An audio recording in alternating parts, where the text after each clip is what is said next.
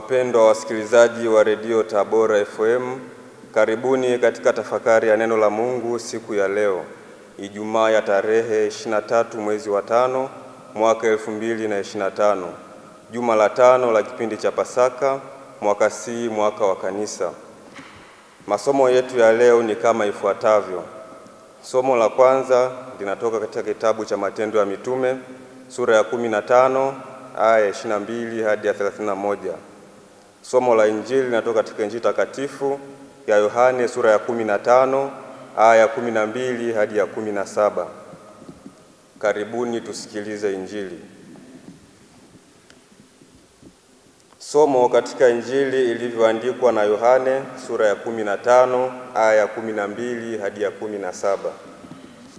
Siku ile Yesu aliwaambia wanafunzi wake, "Amri yangu ndiyo hii, mpendane kama nilivyowapenda ninyi. Hakuna aliye na upendo mwingi kuliko huu, wa mtu kutoa uhai wake kwa ajili ya rafiki zake. Ninyi mmekuwa rafiki zangu mkitenda niwaamuruyo. Siwaiti tena watumwa, kwa maana mtumwa hajui atendalo bwana wake, lakini ninyi nimewaita rafiki, kwa kuwa yote niliyoyasikia kwa Baba yangu nimewaarifu. Si ninyi mlionichagua mimi, bali ni mimi niliyowachagua ninyi, nami nikawaweka mwende mkazae matunda, na matunda yenu yapate kukaa, ili kwamba lolote muombalo Baba kwa jina langu awapeni. Haya na waamuru ninyi, mpate kupendana." Neno la Bwana. Sifa kwako, Kristo. Wapendwa taifa la Mungu, leo tunasikia maneno yenye uzito na upendo mkuu kutoka kwa Bwana wetu Yesu Kristo. Hii ndiyo amri yangu, kwamba mpendane kama mimi nilivyowapenda ninyi. Wapendwa, haya sio mapendekezo au maoni, bali ni amri kutoka kwa mwalimu na Bwana wetu Yesu Kristo. Katika kipindi hiki cha Pasaka tunakumbushwa kwamba ushindi wa Kristo juu ya kifo haukuwa kwa ajili yake binafsi tu, bali ni ushindi wa upendo, yaani upendo wa kujitoa kwa ajili ya wengine.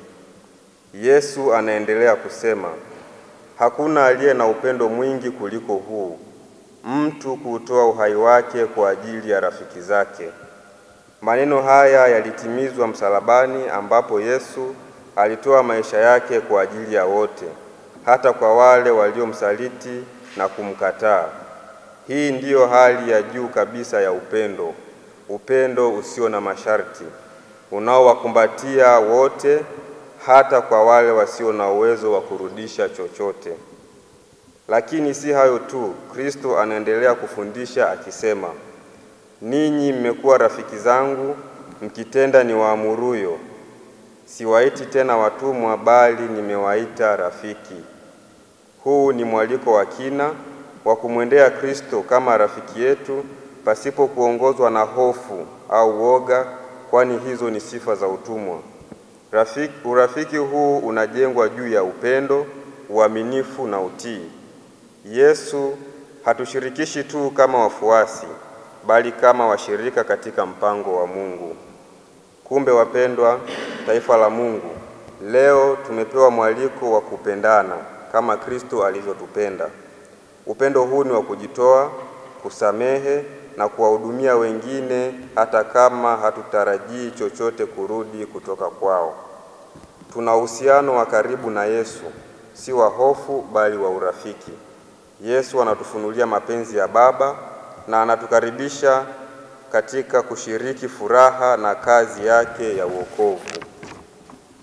Urafiki wa kweli na Yesu unatuvuta kutenda kwa upendo.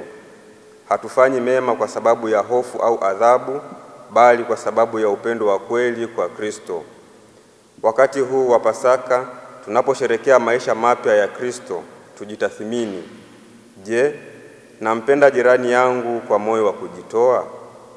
Je, ninaishi kama rafiki wa Yesu, nikitii mapenzi yake kwa furaha? Je, ninajitahidi kueneza upendo huu wa Kristo katika familia, kazi yangu au jamii yangu? Hivyo basi tumwombe Roho Mtakatifu atujalie neema ya kumpenda Yesu kwa moyo wetu wote na kuwapenda wengine kama alivyoagiza. Kwa maana katika upendo huu ndipo tunapothibitisha kwamba sisi ni marafiki wa kweli wa Yesu. Tumsifu Yesu Kristo. Milele amina. Tafakari hii imeletwa kwenu na mimi Frateli Daniel Nyakasi kutoka Jimbo Katoliki la Singida, ninayesoma masomo ya teolojia mwaka wa 3 katika Seminari Kuu ya Mtakatifu Paulo Mtume Kipalapala, Jimbo Kuu Katoliki Tabora.